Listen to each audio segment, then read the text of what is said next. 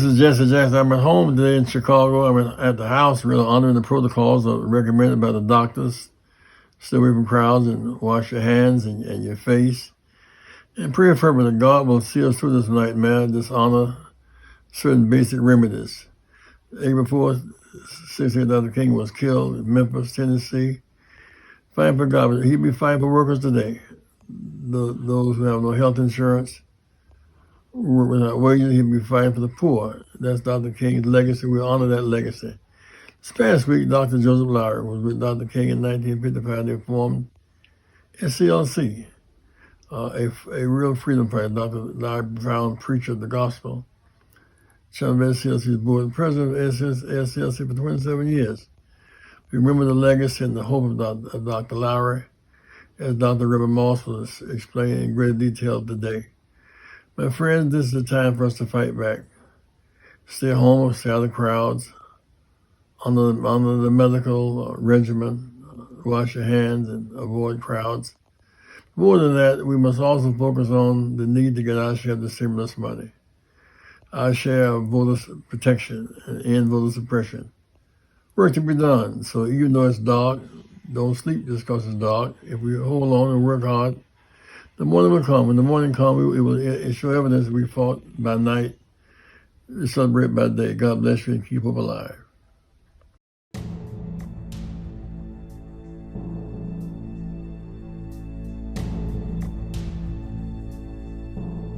We've got to give ourselves to this struggle until the end. Nothing would be more tragic than to stop at this point in Memphis. I want to thank God once more for allowing me to be here with you.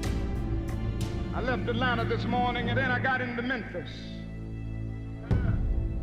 And some began to say the threats, or talk about the threats that were out. What would happen to me from some of our sick white brother? Well, I don't know what will happen now. We've got some difficult days ahead. But it really doesn't matter with me now because I've been to the mountaintop. I don't mind. Like anybody, I would like to live a long life. Longevity has its place. But I'm not concerned about that now. I just want to do God's will. And He's allowed me to go up to the mountain. And I've looked over and I've seen the promised land. I may not get there with you, but I want you to know tonight that we as a people will get to the promised land.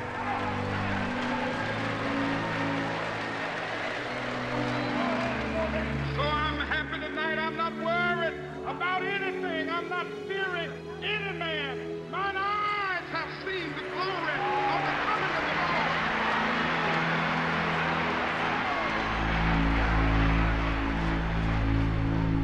Lord. He was very much in touch with life and death, but he was not a man afraid to die or afraid to live. On April 3rd, 1968, Martin Luther King Jr. addressed a group of sanitation workers in Memphis, Tennessee. The address, known as his mountaintop speech, would be his last. I may not get there with you, but I want you to know tonight that we as a people will get to the promised land. 50 years later, the memory of King's assassination is still fresh in the mind of civil rights leader Reverend Jesse Jackson, who saw it unfold. We spoke to Jackson at his Rainbow Push Coalition headquarters about King's death and the violence that plagued the civil rights movement. How present was death and violence during the movement when you all were marching, when you all were being jailed, when you all were fighting for equality? Jimmy Lee Jackson was killed, and Val Louisa was killed, and Twenty Goodman Cheney was killed, and Ed Medgar Evers was killed, so that we faced the torch of apartheid. We faced terrorism. We faced domestic terrorism. In reading about Martin Luther King Jr., I found his relationship with death very interesting. in the book April 4th, 1968 by Michael Eric Dyson, it says how King had a few brushes with death. And I wanted to know, was he, I guess in the tail end of his life, was he obsessed with his own death? I don't think so. Dr. King had said over and over again, you can't avoid ambush and sabotage. You cannot live with fear. The reference to death that night in the speech was he'd come to Memphis 2 days before. He had to empty the plane because of threat to bomb the plane. And so at some point he said in the speech, I'm not fearing any man. Mine eyes have seen the glory and the coming of the Lord. We thought that was his reference to what happened yesterday, because we'd heard him say that before. Because we knew that when Hoover convinced the Attorney General to wire his house, his home, and hotel rooms, bug hotel rooms, the FBI could drop a release to the press, and they would run the FBI release, and the press would attack him. We felt the walls closing. That's why in the last staff meeting we had in Atlanta, he said, I've been with Andy and Ralph and our wives for 3 days. Maybe I should quit. Maybe I've done the best I could do. We won Montgomery, won Birmingham, we won Selma, Chicago. And Andy said, Doc, don't talk that way. He said, don't say peace, peace when there is no peace. Let me talk. And he said, but maybe I could fast to the point of death my friends with whom there may be some disagreements on strategy. Stokely and Rapp and Roy Wilkins and Whitney Young, we could come together at my bedside and we could regroup. Mm-hmm. They said, no, we're going by Memphis first. These sanitation workers are real people. They have a significant work. If they don't clean up the germs, doctors can't do surgery. It's the truth. If they don't do their jobs, you can't smell, you can't survive the stench. You can't survive asthma. He's speaking about the virtues of sanitation workers. They were going to Washington to sit in. So he preached himself out of depression. Mm-hmm. What struck me about it was the three moves, the same three moves that Jesus went through, you know. Let this cup pass from me, maybe I should quit. As he prayed, disciples slept, and then, not my will but thine be done. He had that same basic in touch with God rhythm. In that same book, they talk about how he used gallows humor to overcome whatever he was feeling about death. And there's a portion that says King and his comrades often preached mock funerals for one another. Is that something that you all did back then? Oh, we laugh and go. I guess it was our way of kind of letting it out. Someone said, well, if someone comes and you land in the casket, what do you want them to say over you? So he's moving. One of the big things happened. I was coming across the courtyard that afternoon. He said, Jesse, you're late. He was an hour late. I said, Doc, you're late. He said, we're going to Reverend Kyle's home as if it were a big formal. We're going to his home, and you don't even have on a shirt and tie. Dr. King, the prerequisite for eating is an appetite, not a tie. He said, you're crazy. We laughed. We played that way. Mm-hmm. And they looked at Ben and said, Ben, be sure to play my song. Ben Branch. Play my song, favorite personal on the saxophone tonight. He'd heard him play it. And he was shot. So in that sense, we were on the way to eat. We were going to speak at the mass meeting that night. So he died with his shoes on. So many interviews about Dr. King, it's like every time we take the scalp off, the wound is still raw. We were in conversation. We were so ebullient, so excited, and killed, so cold-blooded, 39. And who was so full of love, was so hated, who was so committed to nonviolence, was killed so violently. And how they cut him off so quick, and he never had a chance. It hurts.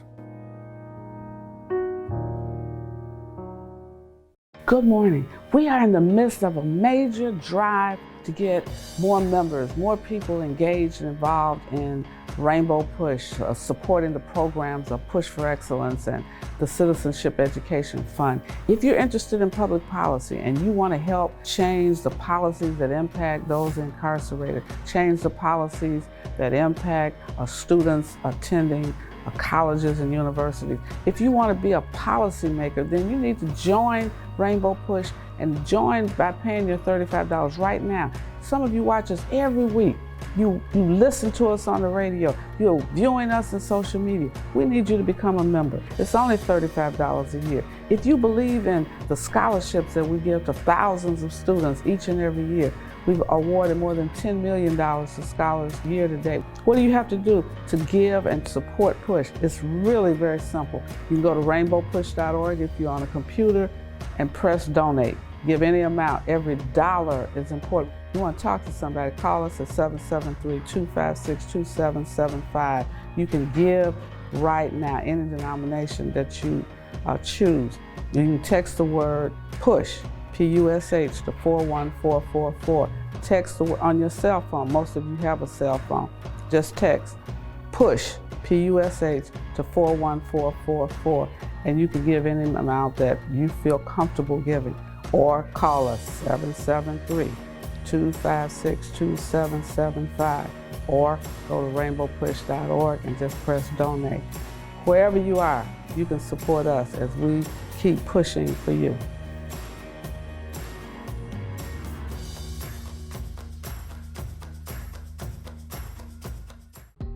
We need your support. Here are ways to give to Rainbow Push Coalition. Text PUSH, P-U-S-H, to pound 41444 to support the work of Reverend Jesse Jackson Sr. and Rainbow Push Coalition. When you shop, Amazon gives. Visit Amazon Smile and select PUSH for Excellence as your charitable organization by starting your shopping at smile.amazon.com. Hi, I'm Todd Yeary here outside Dr. King's workshop, the Rainbow Push headquarters, where people of goodwill from all walks and all places gather as comrades in the movement for justice and equality. Social justice movements have been birthed in the imaginations of people in places just like this. You can be a part of this justice movement too. Join Rainbow Push as we fight for justice in the 21st century.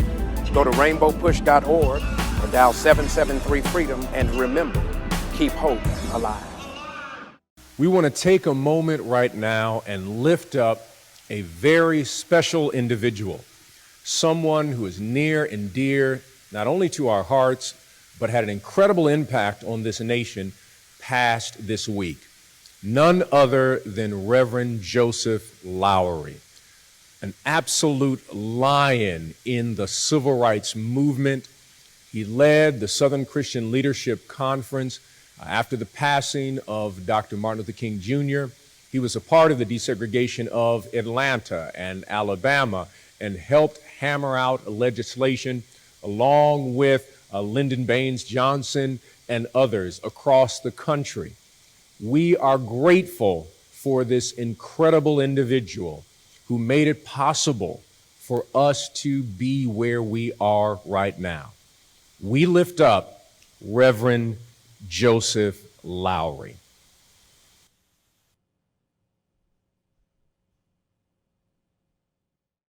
My office was in the Upper Room building in Nashville.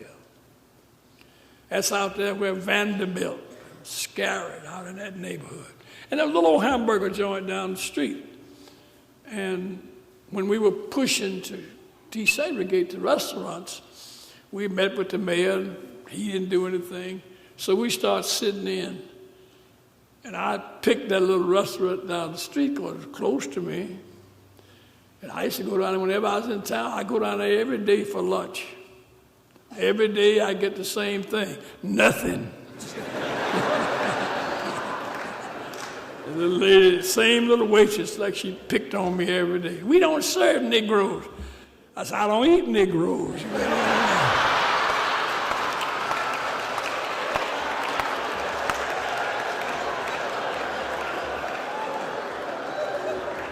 I asked for a hamburger and a coli. She said, well, you can't get it here. I said, all right. And I'd have Ellen fix me a sandwich. I opened the sandwich, unfolded a napkin, get my little thermos jug, put it on the day. Sit there till I ate my sandwich, drank my, fold my napkin back up, leave it on the counter. Go on out.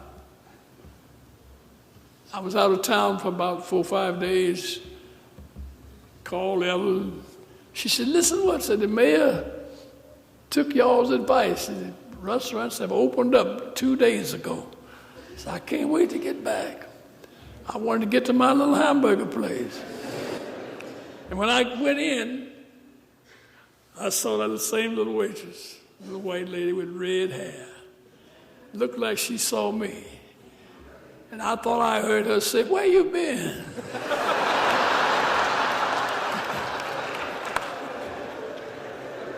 She said, I want a hamburger and a coli.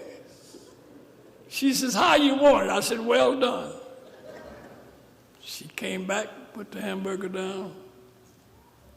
And then she said something strange to me. She said, Brother Lowry, I didn't know she knew my name. She said, may I pay for your hamburger? What? She said, yeah. I said, yeah, why? She said, let me tell you. Then she choked up. She started crying. I started crying.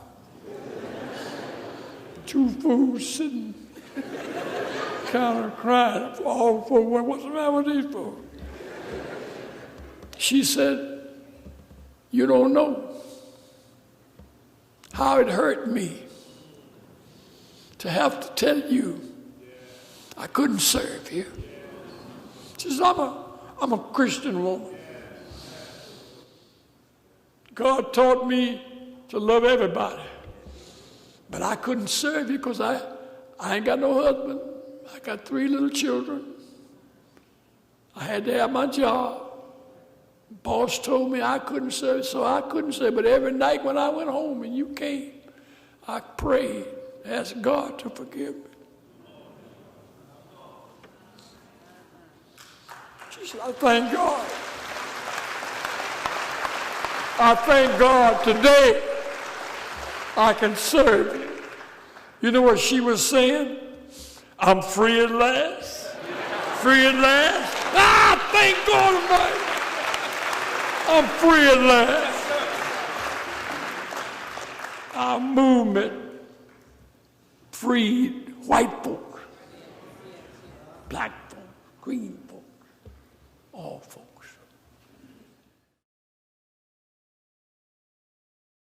Greetings, my brothers and sisters, on this, the 52nd anniversary of the Reverend Dr. Martin Luther King Jr.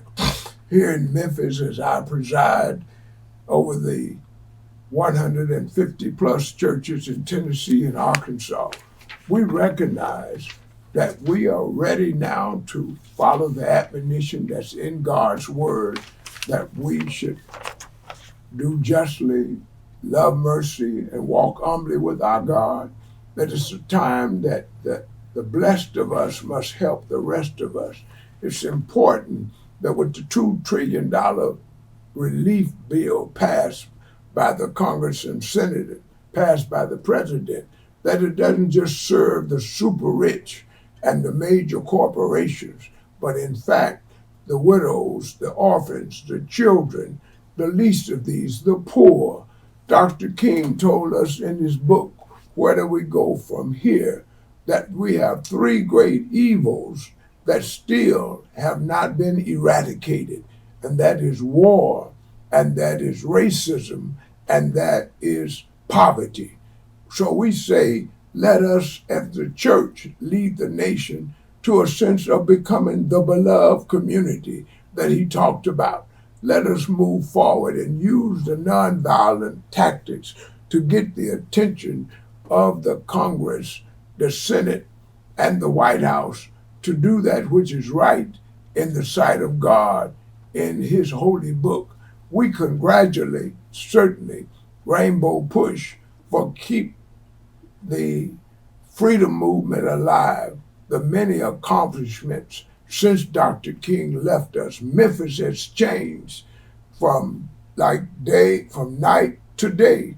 We still have a long ways to go, But here in Memphis, front doors are open, opportunities to become entrepreneurs. But one thing during this COVID virus that we are suffering from is a need for adequate medical care across the nation. And we're grateful that the Black church, certainly the Christian Methodist Episcopal Church here in Memphis, launched a hospital in 1910 because we didn't have access.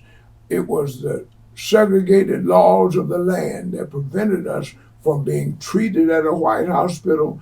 Our doctors, no matter how qualified they were, if they were Black, and nurses and other healthcare professionals could not and were not allowed to practice.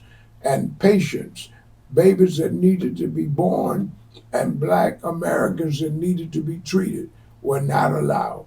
But thanks to Dr. King, thanks to all the churches coming together, led by the Christian Methodist Episcopal Church, we built our hospitals and we built our colleges. We built our insurance companies. So one of the things we must continue to do during this health crisis is to make sure there's enough wealth given to the Black, brown, poor of our nation. That's the spirit of Dr. King. That's what he would be doing, and say, let us not study war anymore. We congratulate Dr. King, and we congratulate a serious leader, Reverend Jesse Lewis Jackson, in this book of sermons and speeches, Keep Hope Alive. That's what we must do in this time. While we are in our homes and many places are closed, we can go to the altar in prayer, but we can also study and read, which will allow for us to come out after prayer with a plan of action to take our community up and out. We should no longer be down. Let's educate. Let's have health care. Let's be renewed in our spiritual strength going forward. Thank you, Reverend Jesse Jackson, for 50 plus years of marching, protesting, and speaking. And now our children can have this legacy, the church, the community, and the nations of the world. God is using this COVID-19 virus to get our attention, to help us to come together to meet the healthcare needs of the nation. All medical care should be free to all ages in this nation. Education should be free. It should be one of the privileges that through the taxes that we pay, so we can come out of this a better nation and a better world as we seek to do God's will. Mercy and justice, especially to the poor and the infirm, remembering that children may be 30% of the population, but they're 100% of our future.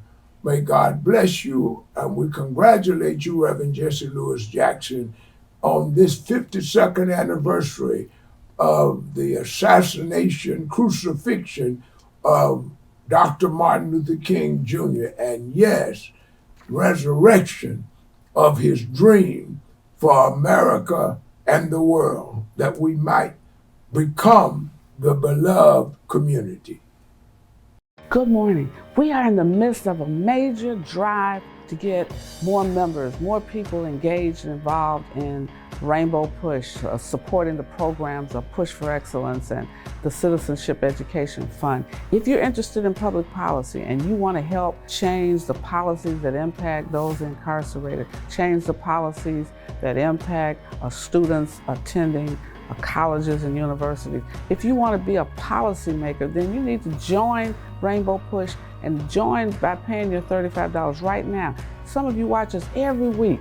You listen to us on the radio. You're viewing us in social media. We need you to become a member. It's only $35 a year. If you believe in the scholarships that we give to thousands of students each and every year, we've awarded more than $10 million to scholars year to date. What do you have to do to give and support Push? It's really very simple. You can go to rainbowpush.org if you're on a computer and press donate. Give any amount. Every dollar is important. You want to talk to somebody, call us at 773-256-2775.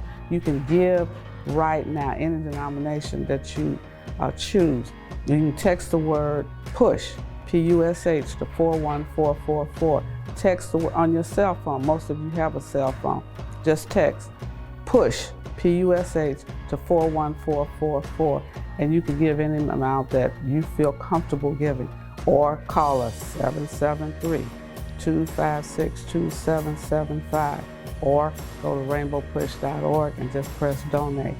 Wherever you are, you can support us as we keep pushing for you.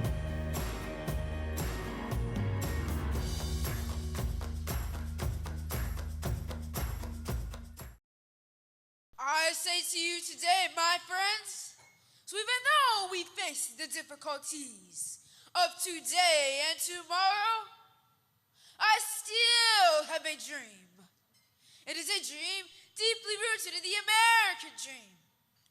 I have a dream that one day that this nation will rise up and live out the true meaning of its creed. We hold these truths to be self-evident that all men are created equal. I have a dream that one day on the red hills of Georgia, the sons of former slaves and the sons of former slave owners will be able to sit down together at the table of brotherhood. I have a dream that my 4 little children will one day live in a nation where they will not be judged by the color of their skin, but by the contents of their character. Oh, I have a dream today. With this faith, we'll be able to work, pray, struggle, go to jail together, and to stand up for freedom together. Know that we'll be free one day. This will be the day. This will be the day when all of God's children will be able to sing with new meaning. My country, 'tis of thee, sweet lands of liberty, of thee I sing. Land where my fathers died, land of the pilgrim's pride. So let freedom ring. When we allow freedom to ring, when we let it ring, from every village and every hamlet, from every state and every city, we'll be able to speed up that day when all of God's children, black men and white men, the Jews and Gentiles, the Protestants and Catholics will be able to join hands and sing in the words of the old Negro spiritual, free at last, free at last, thank God Almighty that we are free at last.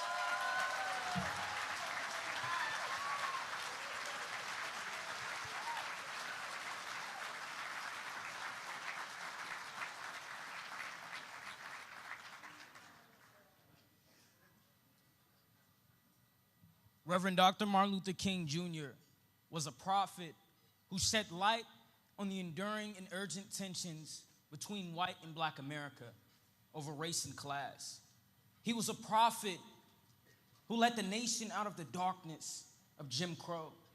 His promised land was conjured on the steps of the Lincoln Memorial in 1963, where his 4 little children would not be judged by the color of their skin, but by the contents of their character.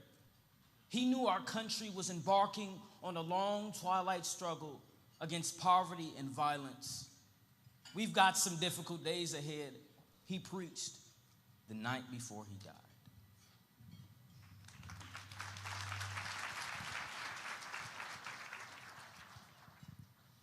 His impact, his legacy, and mission remains alive today and will far surpass the span of any lifetime.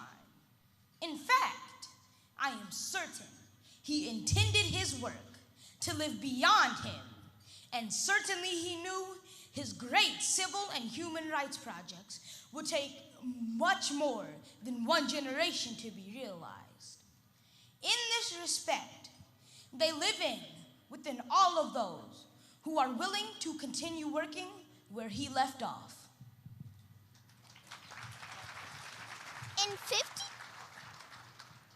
In 52 years since his death, it would seem, he'd have comments on the state of his dream. What would Dr. Martin Luther King Jr. say if he were present and alive today? There would be many issues to address: economics, education, and yes, the moral status of our nation, healthcare, poverty, and race relations. He would talk to the young and walk among the youth to inspire with word or song, to gain their perspective on what is wrong, to uplift their spirits and make them strong.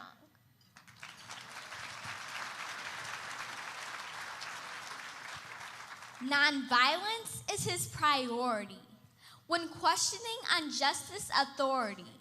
From his past, it was easy to speculate his view on love and his stance on hate. So listen to the pundits as they summarize how this world would look through the dreamer's eyes. Where there isn't just he wanted to stop, this visionary who has seen the mountaintop, this leader who has seen the promised land, would staunchly advocate a moral stand, would commend progress but not ignore the obligation to do much and more.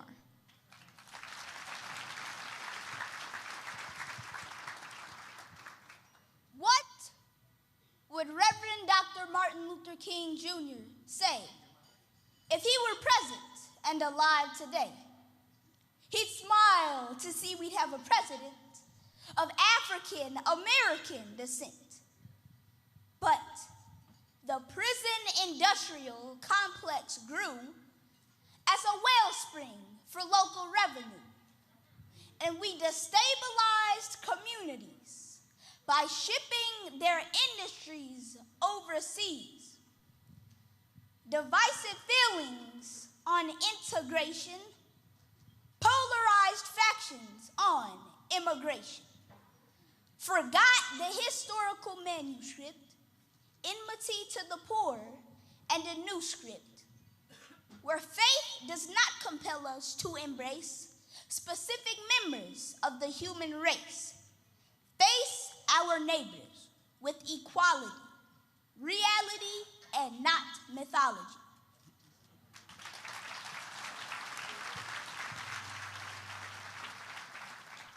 How would human trafficking break his heart as racial injustice tears us apart? Bondage, child predators, and kidnapping, the violence in the neighborhood sapping our strength. More violence, more hatred leads to more casualties, and we exist in a reality without censorship or morality. What would Reverend Dr. Martin Luther King Jr. say if he were present and alive today? He would note knowledge proliferation, yet many minds turn from education. While he would acknowledge improvements made, it would sadden him that we are afraid of each other at an alarming rate, while others are training their hearts to hate.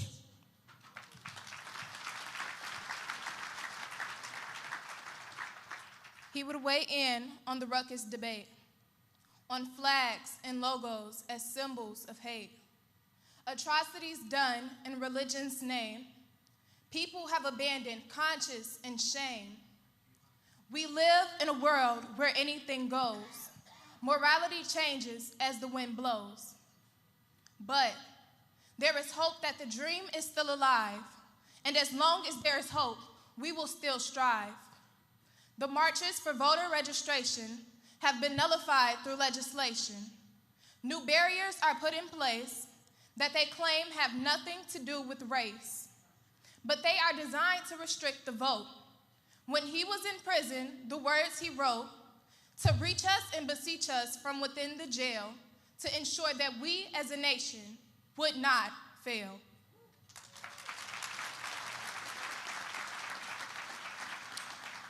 What would Dr. Martin Luther King Jr. say if he was present and alive today? Systemic problems will be called to bear, and through word and action, he would declare, injustice, if it is found anywhere, is a threat to justice everywhere. Leadership with love will help us broker excellence over the mediocre. We have made progress in treating this disease, but I'm sure Dr. King would not be pleased. Of all the forms of inequality, he once stated without apology, injustice in healthcare is the most shocking and inhumane, but forces are blocking. Character and not the color of skin from being a part of our discipline. And equal rights, we have made strides, but bias and injustice still reside. We should have traveled much farther along in fighting for rights and righting the wrongs. The notion that times are not as they were is shattered by a racial slur. Proximity to how it used to be should stop us short of claiming victory.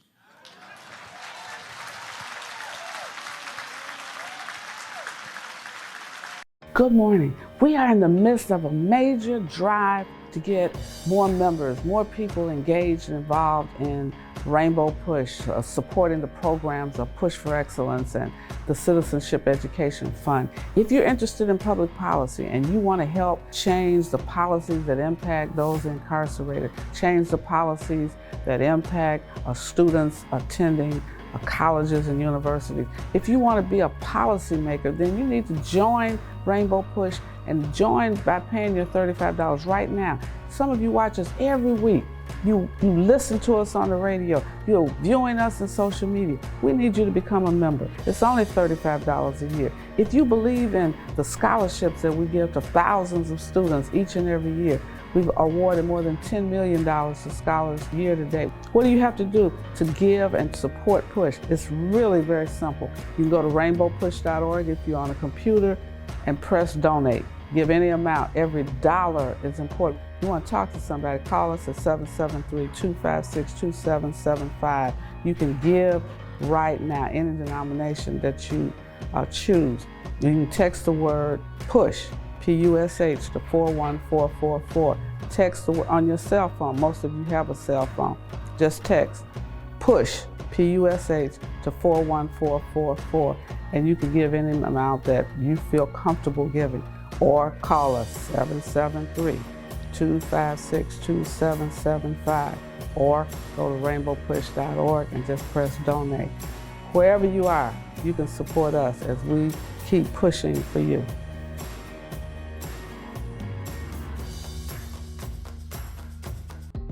We need your support. Here are ways to give to Rainbow Push Coalition. Text PUSH, P-U-S-H, to pound 41444 to support the work of Reverend Jesse Jackson Sr.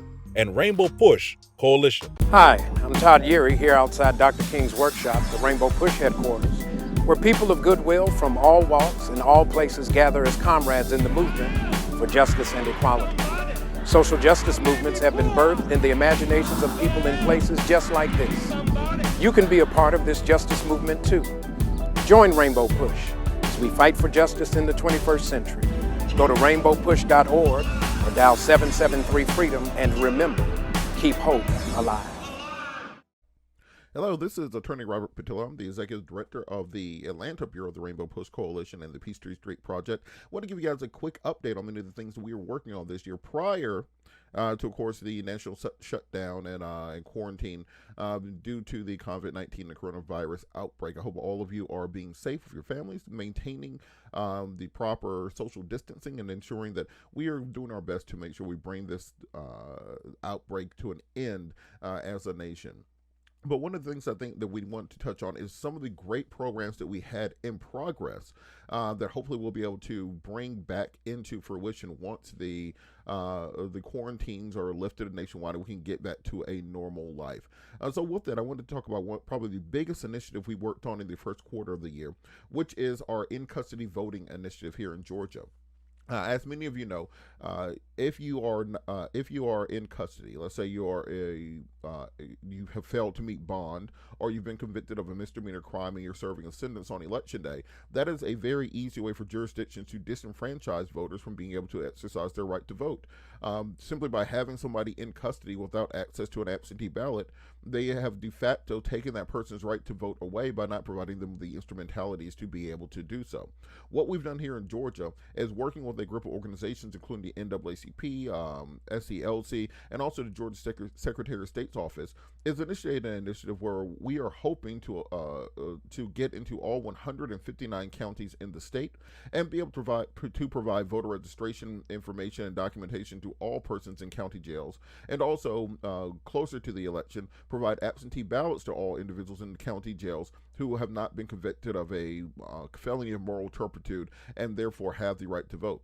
By our estimates, and from the most recent reporting from the Secretary of State's office in the Georgia Department of Prisons, there are around 40,000 people currently in custody in state county jails within the state. With that, if even a large percentage, even if 50% of those people vote, that can be 20,000 votes, which can go towards deciding state and local elections in this state. So when we talk about the political makeup of any state, we have to look at ensuring that we have the right and they protect the right to vote for all individuals who wish to express such a right. We piloted this program earlier this year with the NAACP at the DeKalb County Jail, where they held a voter registration drive, which was able to register 38 people who were in custody to register for to vote, and we're hoping to expand this through all 159 counties as we ramp up this initiative, which has been, of course, delayed, as all other things have been delayed by this outbreak.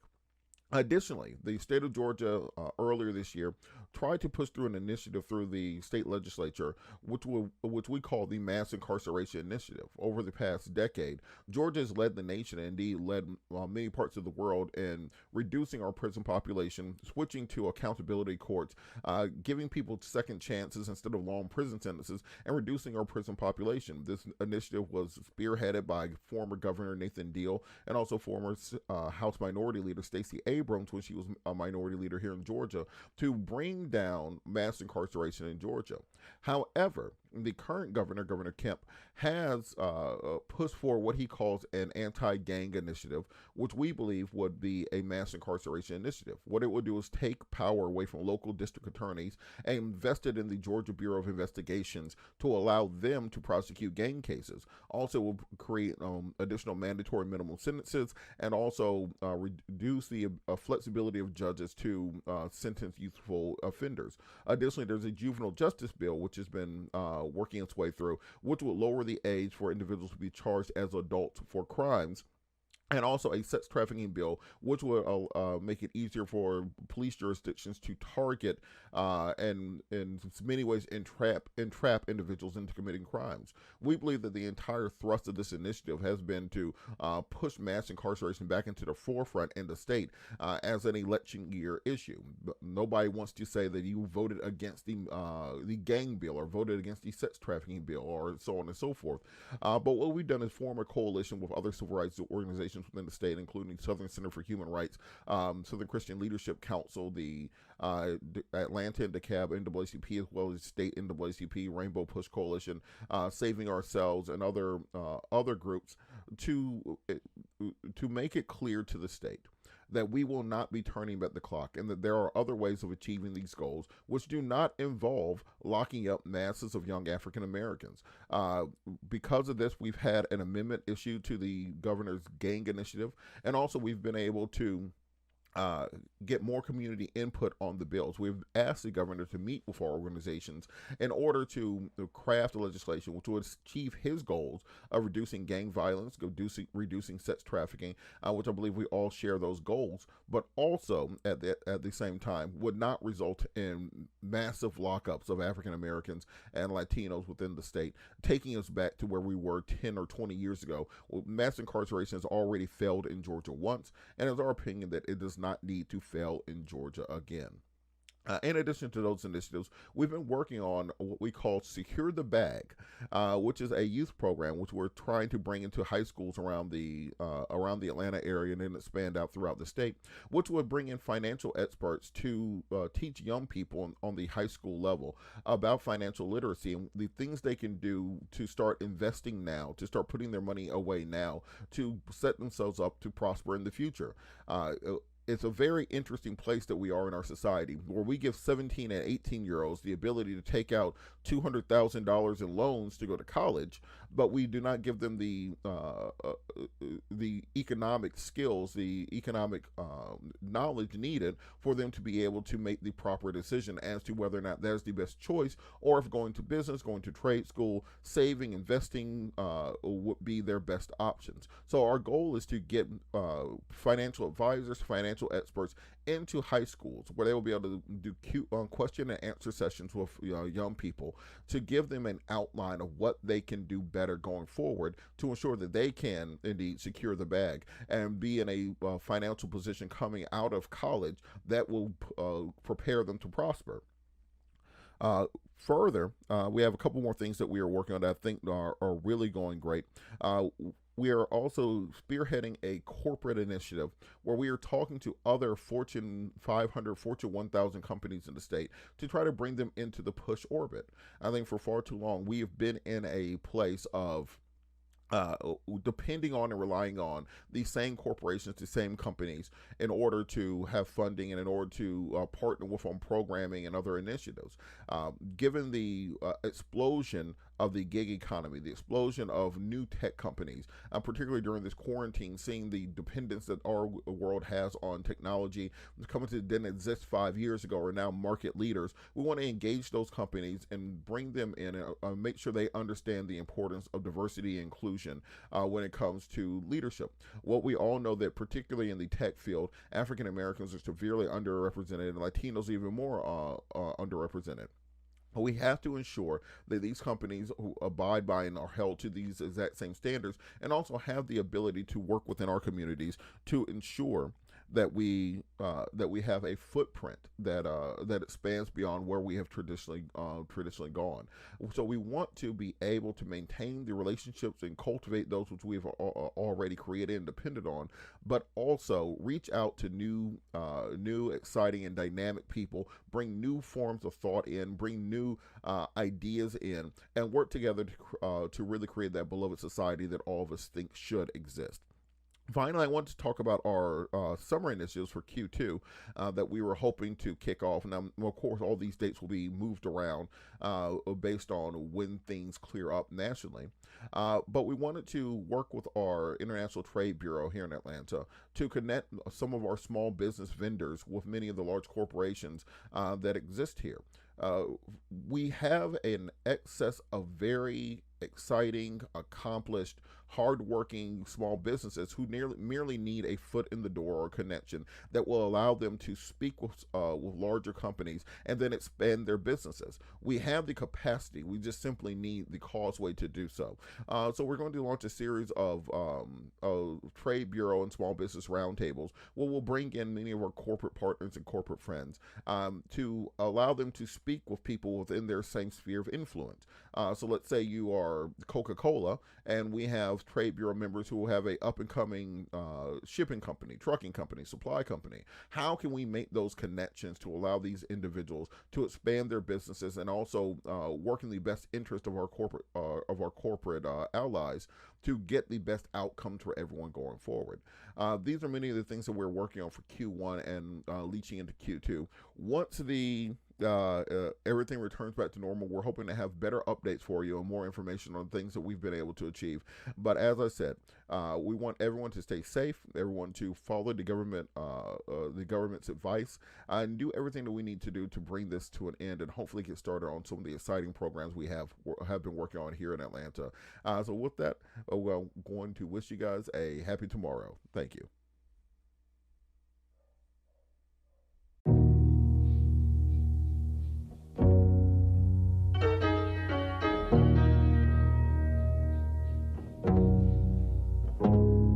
.1930s Georgia, the heart of the South.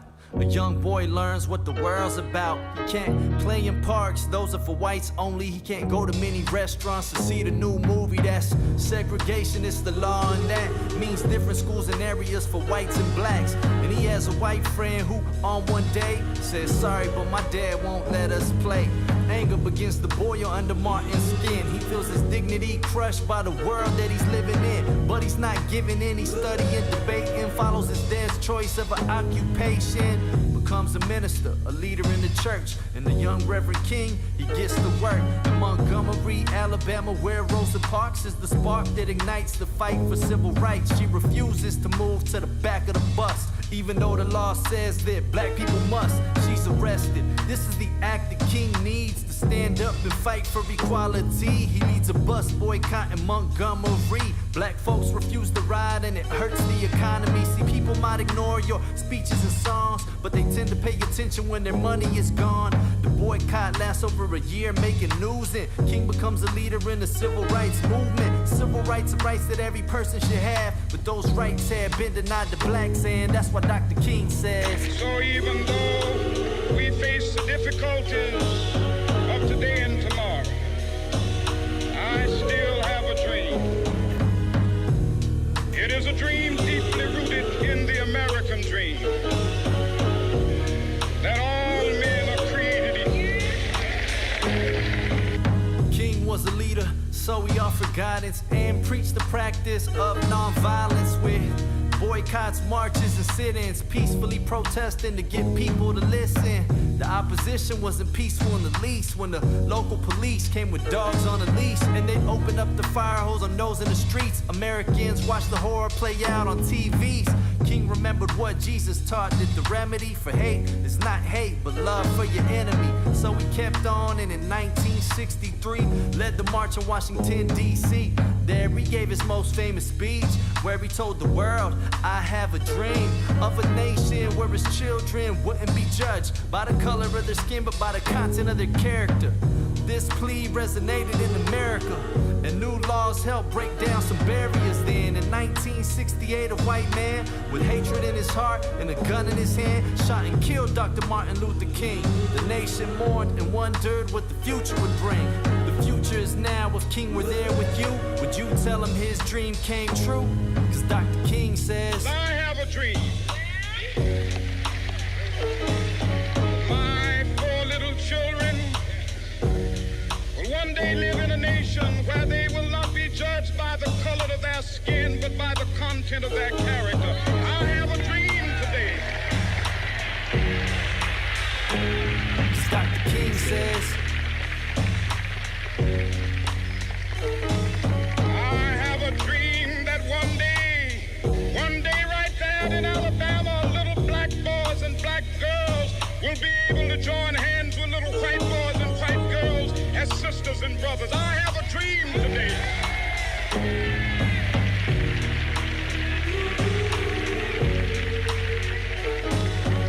This is our hope. This is the faith that I go back to the South with. With this faith, we will be able to work together, to pray together, to struggle together, to go to jail together, to stand up for freedom together, knowing that we will be free one day. This will be the day. This will be the day when all of God's children will be able to sing with new meaning, my country tears of thee. Sweet land of liberty of thee I sing. Land where my fathers died, land of the pilgrim's pride. From every mountainside, let freedom ring. And if America is to be a great nation, this must become true. When all of God's children, black men and white men, Jews and Gentiles, Protestants and Catholics, will be able to join hands and sing in the words of the old Negro spiritual, free at last, free at last. Thank God Almighty, we are free at last.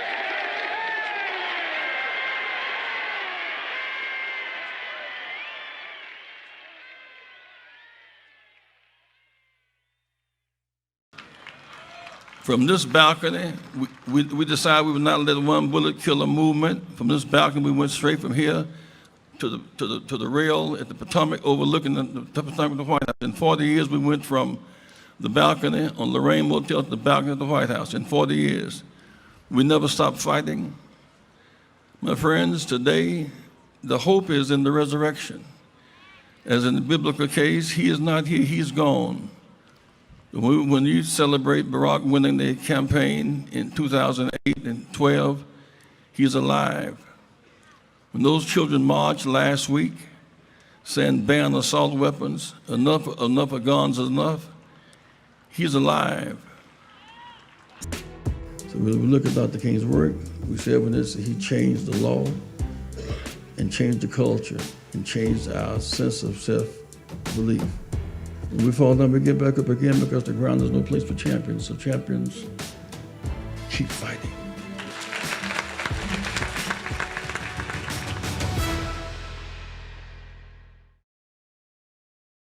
Thank you for tuning in to our International Saturday morning broadcast.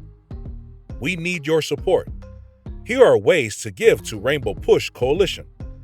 Text PUSH, P-U-S-H, to pound 41444 to support the work of Reverend Jesse Jackson Sr. and Rainbow Push Coalition. When you shop, Amazon gives. Visit Amazon Smile and select Push for Excellence as your charitable organization by starting your shopping at smile.amazon.com. Get involved with the movement.